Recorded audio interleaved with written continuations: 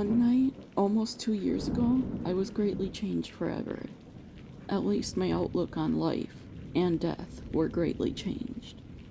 It's something I'll never forget, and I'll share with whoever will listen, because I'm not afraid of the stares or the non-believers. When I was 16, I was given a car, but I had to pay for my own gas and insurance, so I got a side job at the mall after school and on weekends. I worked at a t-shirt shop and had to learn how to work the presses without injuring myself or breaking hundreds of dollars worth of machinery. Once I got the hang of it, I was able to work solo shifts. My first shift alone was on a Monday evening, so it wasn't expected to be really busy.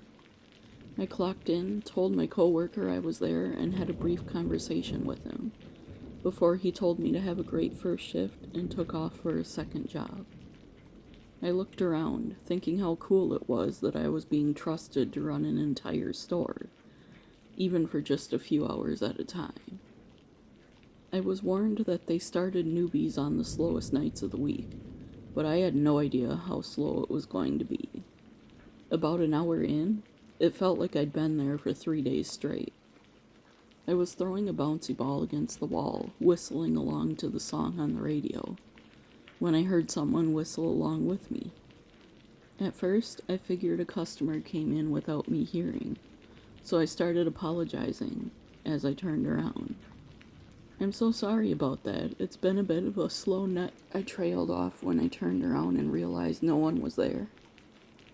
Odd. I'm clearly so bored, I'm going crazy, I thought.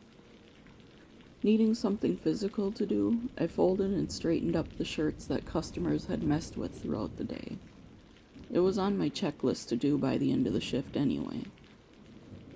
I finished folding and straightening up the last rack of t-shirts, started on my way back to the front of the store, and I heard a light sound behind me.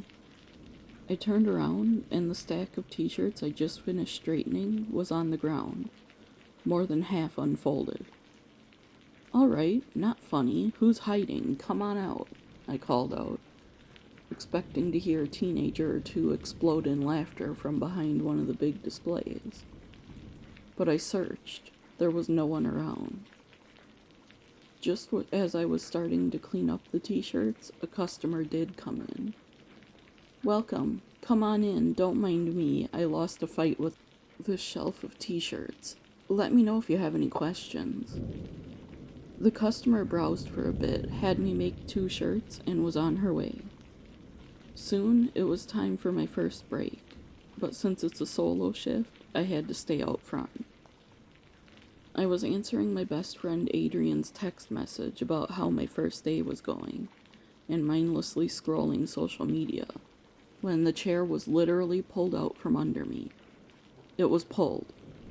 Once I was able to stand up, I checked the chair over from top to bottom, and it was perfectly fine, which I knew deep down it was going to be because I felt the sensation of the chair being pulled from behind me. I knew instantly it didn't break.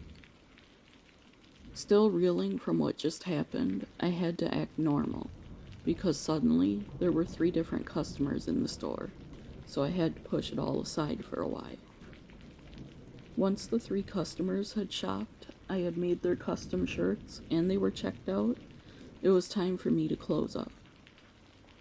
The first thing on the list was, of course, closing the gate. Mall stores don't have doors. We had a giant automatic gate that came down, indicating we were closed. Then I had to go through the entire store and straighten up, fold any unfolded clothes, etc. Once that was done, I began closing out the till, which I knew would take me a while since it was my first time doing it while alone. I wanted to be methodical and make sure it was done perfectly. I was intently counting the ones when the gate started opening. "What the heck?" I started to say, but quickly stopped when a figure appeared in the doorway. "I'm sorry, we're closed. I don't know how the gate just opened, but we closed at 9, I said as calmly as possible, hoping this guy wasn't here to rob me. I was suddenly aware of the fact that I hadn't been able to finish putting the money in the deposit bag and into the safe before the gate started opening. but the guy didn't say anything. He just started walking slowly towards me, without breaking his stare. Okay, really, we're closed, but if you come back at 9 a.m., someone would be more than happy to help you then, I said. Janice? The man asked. No, sir, my name's not Janice. There is no Janice who works here. But right as I finished the sentence, he faded away. I was in shock. He literally faded away. I'm not talking about backing out of the store. I mean, his body faded into nothing. And that's the last thing I remember, until I was being woken on the floor by a security guard. Miss, are you okay? He asked, concern growing in his voice. Did someone attack you? He continued questioning. There was a man in a red button-up shirt and black pants, I said. Stay here, I'll lock the gate behind me. We'll find him if he's still around, he said, already radioing to his colleagues. But when he came back nearly 20 minutes later, he said, Miss, we didn't find anyone inside the mall. We checked all the employee hallways as well. But we will watch the security tapes. Rest assured, we will find him, he said, hand on my shoulder. Okay, thanks. Can you walk me to my car after I make the deposit? I asked, trying to think of something normal enough to say. I couldn't say, no, don't bother. It was a ghost. Wouldn't let you walk alone, sweetheart, he said. I'll stand right here while you finish. You won't be alone.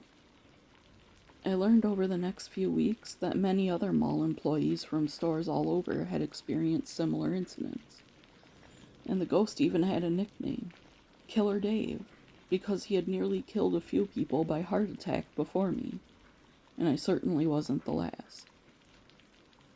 I would have passed out too if someone disappeared in front of me like that. Thank you so much for sharing your terrifying story with us.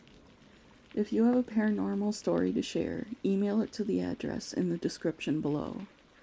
Please don't forget to like and subscribe. Help spread the word about the channel. And with that, I'll see you tomorrow, friends.